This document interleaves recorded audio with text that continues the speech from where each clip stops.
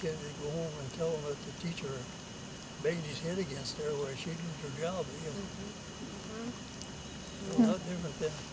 What was that story too about that time when you went, didn't you go sleigh riding or something on Yellow Creek and it was frozen and? Yeah. Oh yeah. What was that story now? Well, we all got a new hand sled for Christmas. And my brothers, they got a hand sled back there. In fact, we got one at home. And when you turn, you could guide them. And that stupid thing I got was one of them was, well, you had one. Yeah, I had one too. You couldn't turn them at all. It's snowing on. Well, we was on the Yellow Creek. And it was just nice, you know, run and jump on the sleds. And well, come to find out, there was a place where some brush had washed in there, and there the ice hadn't froze as good. And my brother says, look out for their marble through. And I couldn't turn that thing. It just took me right over there and cloop through, and there I stood. And I stood there in the water, just my head stuck out. And that dumb sled was under the ice, and they said I was there hanging on to that sled. Scared, you know, if I let go, it'd go downstream. And they finally convinced me to let go of it. Oh, I suppose I could have been maybe like 7, you know, and then over there. And I let go of it, and then I called out, or they helped me out, and they told me to go home. And I was down there in the creek bottom from home, and by the time I got up to the first fence, my pants was frozen so stiff I couldn't go over that fence. I just couldn't bend the pants. The frozen pants, you know, you couldn't bend your knee. So I finally laid down and rolled under. It was barbed wire. And I kind of rolled under there and went home. And by the time I got up there, I guess it was so stiff, I just really like a statue, you know. It would have been terrible. And my mother was dying. She was working on doing something. And she said, well, what happened to you? And I told her. Boy, she said, you get in there and get those clothes off. And I said, I can't, they're froze off. So anyhow, she came in and finally we got my clothes off. And she made me get in bed. And she brought me in some hot tea and stuff, you know, and by golly, I never even caught them. Yeah, I bet you were just shivering. But they used to discuss I had to stay in bed. They wouldn't let me out of bed all day, you know, and the kids was having fun. I couldn't sleigh ride or nothing right after Christmas. That was a doggone feeling. And you lost your sled. Yeah, but they found the sled downstream about, I'd say at least 300 rod. It went under the old creek, the old creek bridge. Oh, really? But they found it down there kind of where there was like a riffle. Yeah, Washed out on there, and that's where they got my sled. Got your sled home. My I golly. thought, you know, if I left go, I'd be into that new sled.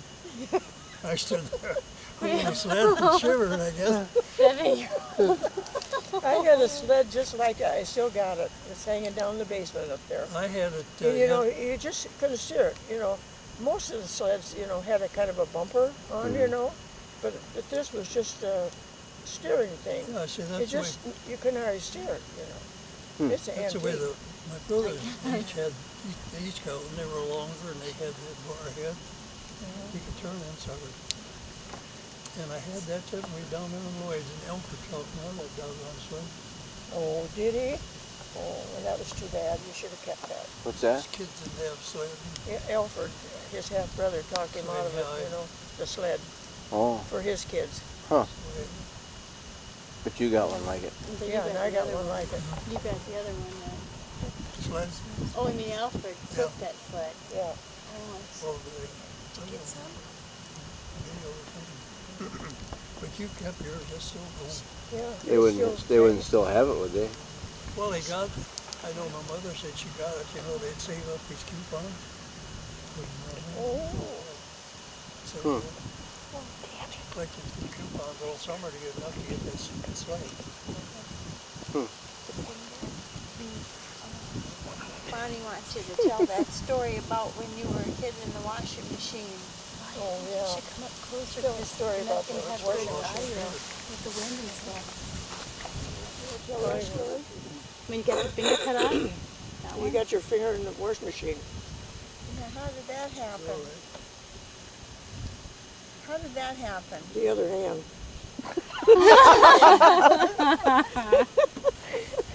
Because you were, what, 3 years old or something? Weren't you about 3? You're 2 years old, weren't you? No, you were just a little bugger. I couldn't have only 3 or 4, one of them. Oh, I don't know. every time you tell it, you're getting older.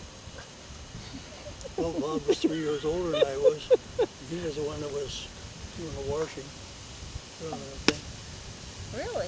Well, I mean, just, see, they put the clothes in the water, and he was making the thing go so we wash the clothes. Of course, I got a chair, got up there, and I was tapping on that wheel to make it go faster. All of a sudden, I reached too far and cut the finger off. That little bitty finger. Yeah, I just cut it right off. All it was holding was just a little hide. So your mama stuck it back on. Yep. And they had to get the guys coming in from the field and hitch the driving team up and take them in Stockton, about 3 miles. And when they got there where the doctor, he was out delivering the baby. So I sat there and played around on the floor, put my hand out.